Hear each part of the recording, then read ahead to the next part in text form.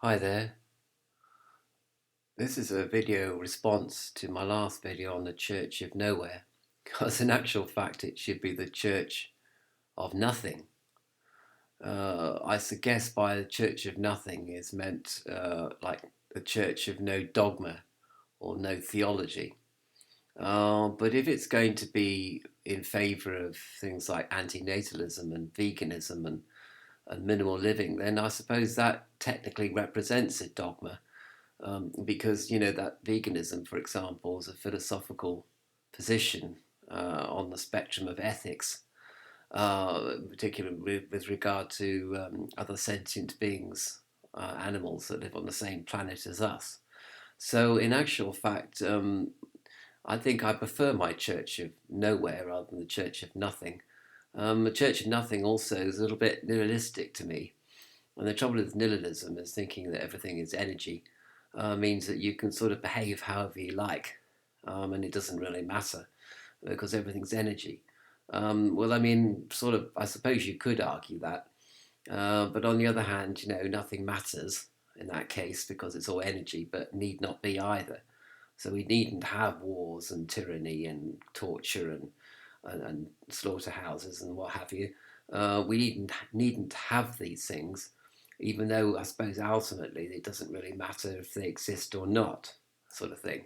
But anyway, so it should be the Church of Nothing.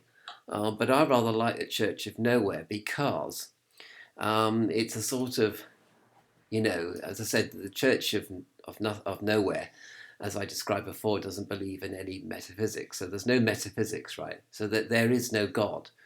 But there's a little emphasis on the word there is no God. So there's no external god or goddess or external anything, demons and angels and what have you.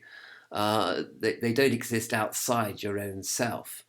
In an actual fact, if you look in a mirror, then in a sense you are looking at God because you are God. And every sentient being is a sort of God because we all have the power of life and death.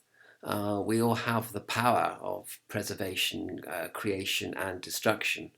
But it's just that if we look at things from an ethical point of view, instead of the things that we could do in the name of power, then we'd be more preserving of the planet and of other sentient beings and indeed of ourselves, rather than destructive. And we'd be more creative rather than destructive, you see.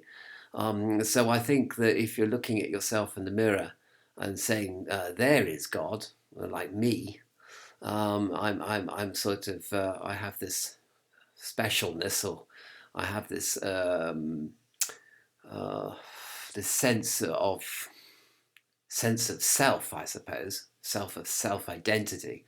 Then if I am God, I must extend this godliness to all other sentient beings. So I am God, and you're God, and the little calf is God, and the cat is God, and the dog is God, and duckbill, I don't know, some kind of strange fish in the sea that nobody's ever heard of. That's God as well, So there is no God, maybe, but perhaps sort of God or specialness is everywhere. In every sentient being and in every environment and in the whole planet as itself. So it could be that God is everywhere, and God just means of particular, special, wonderful value, special regard, sort of thing. So everything's of special regard, and we try not to be destructive because either we're all nothing or we're all something. So I rather like the Church of Nowhere rather than the Church of Nothing. And also, nowhere refers to nowhere is there a church. In other words, you can't find churches and bishops and reverends and institutions run by churches because the Church of Nowhere has no church. The church, exists nowhere except perhaps in your mind, which is the most powerful receptacle or vessel of thought. Anyway, it's well, it is the receptacle of thought, isn't it? The mind. So if the church exists in the minds of many people, for example, as the Church of Nowhere could or should or something, then that's okay. That's all as far as it needs to go. We don't have to create actual physical churches and mosques and temples and figures of gods and goddesses and demons and angels and all that kind of stuff. We don't have to have all these things, even though they're quite fun, I suppose. But I mean, you could play a computer game instead. Do you know what I mean? Like, so anyway, the Church of Nothing. It should have been about really. Instead of which it was a Church of Nowhere, which I think must be my own creation, I suppose, really. Whereas the Church of Nothing does seem to have some kind of street credibility and even urban mythology about it. And of course, there are songs about Church of Nowhere.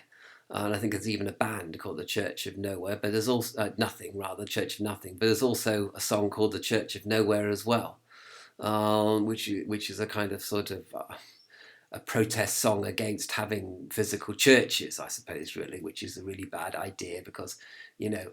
Anyway, so that's kind of like my think about my sort of little thoughts about the Church of Nowhere as opposed to the Church of Nothing.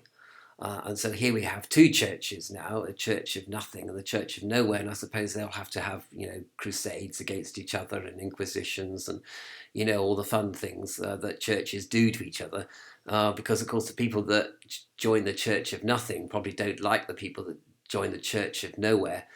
So there you have the potential for lots of wars and terrorist activity and all that kind of stuff right there. Because now we have two churches, whereas we only had one before. So you can see how religion is pretty tricky, really, and get us into all sorts of trouble, even if we don't want to be religious in the formal sort of formal definition of that word, religious, you see.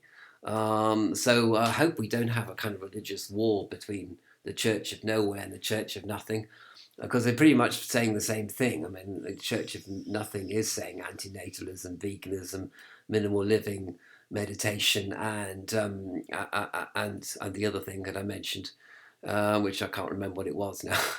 Anyway, so you have the Church of Nothing and the Church of Nowhere, and they should be kind of like saying the same thing, and not rivals at all, really. And I never sort of intended to have rival churches coming out of absolutely nowhere, because these churches don't even exist anyway, except in my own mind, perhaps, and in the mind of a few other people on YouTube. So anyway, oh yes, no metaphysics. The Church of Nowhere and the Church of Nothing. They don't have a metaphysics, so they don't have gods and heavens and hells and all this kind of stuff. There's no hell below us and above us only sky, to quote John Lennon, which is a great lyric, I always think. Anyway, so you can pick the Church of Nowhere, which I think is a little bit nihilistic, or you can know nothing, which is a bit nihilistic, and the Church of Nowhere, which I think is kind of cool. Anyway, so whichever church you think is really, really cool, you can have fun with that church. But don't have a religious war with the other people, for goodness sake, because that's just stupid, isn't it? Really, we don't need any more of that kind of thing.